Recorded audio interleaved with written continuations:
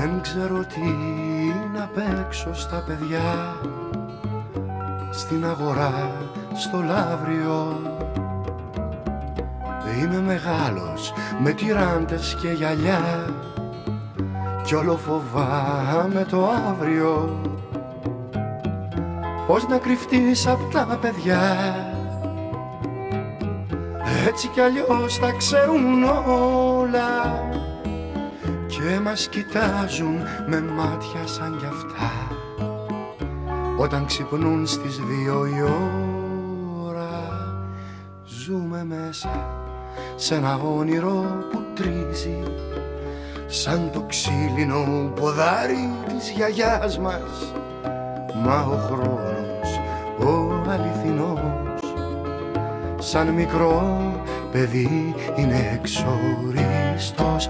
Μα ο χρόνος, ο αληθινός, είναι ο γιος μας, ο μεγάλος και ο μικρός.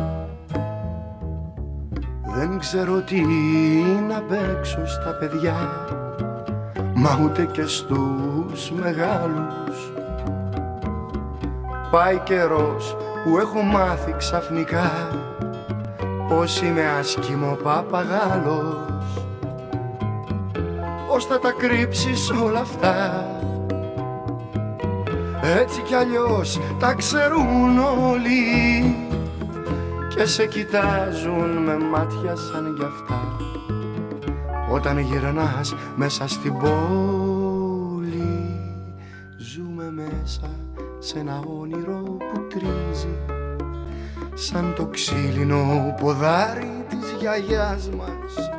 Μα ο χρόνος, ο αληθινός, σαν μικρό παιδί είναι εξοριστός. Μα ο χρόνος, ο αληθινός, είναι ο γιος μας, ο μεγάλος και ο μικρός.